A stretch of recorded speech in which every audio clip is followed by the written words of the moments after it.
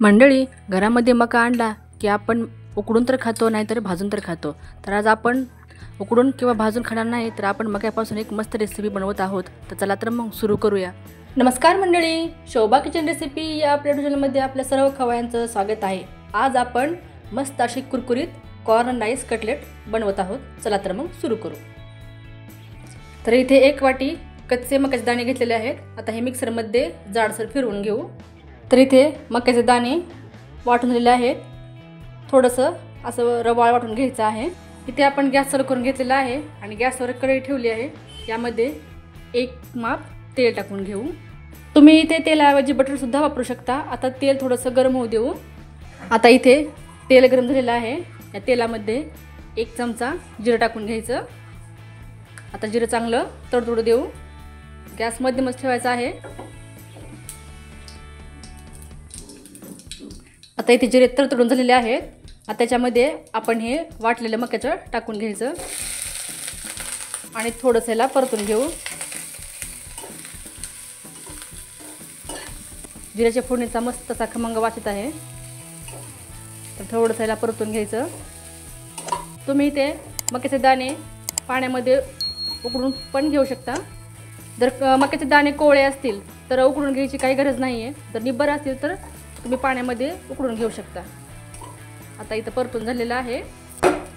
पाव वाटी दूध टाकून घ्यायचं आहे. हे थंड दूध आहे. आता परत त्याला हलवून घेऊ. गॅस बारीक करायचा आहे.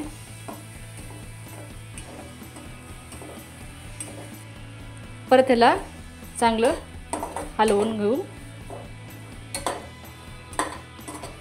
आता त्याच्यामध्ये इथे एक छोटी वाटी भात घेतलेला आहे.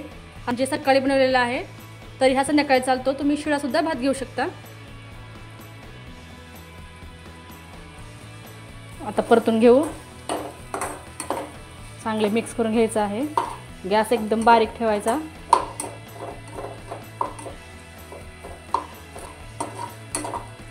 चांगलं मिक्स करून घ्यायचं.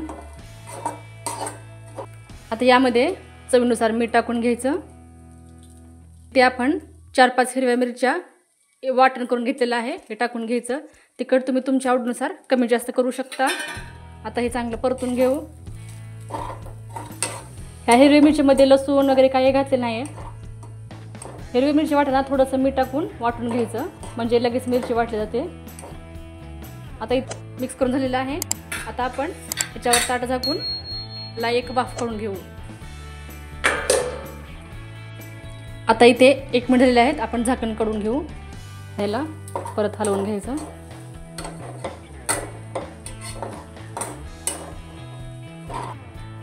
आता आपण गॅस बंद करून घेऊ आणि ह्याला एका ताटामध्ये काढून थंड करून घ्यायचं आहे.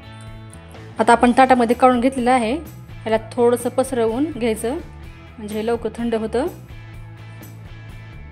आता इथे आपलं सारं थंड झालेलं आहे. आता आपण याचे छोटे छोटे कटलेट्स बनवून घेऊ. तर असं थोडंसं दाबून गोल करून घ्यायचं आहे आणि आता असं चपटं करून घ्यायचं. असं थोडंसं दाबून घ्यायचं. तर इथे तुम्ही हव्या त्या आकारामध्ये कटलेट्स बनवू शकता. हे बघा, आपण असं बनवून घ्यायचं आहे आणि थोडं असं दाबून चपटं बनवायचं.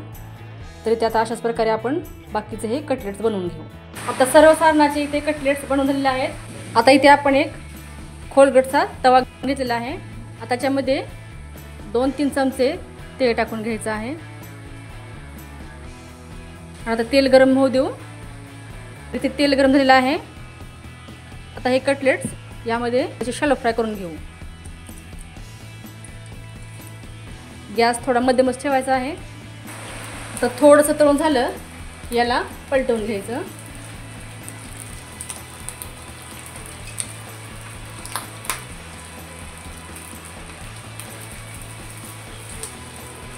गॅस एकदम बारीक करायचा आहे. आता हे हातावर उडू शकतं. आता इथे दोन्ही बाजूनी शॅलो फ्राय करून झालेले आहेत. आता आपण ताटामध्ये काढून घेऊ.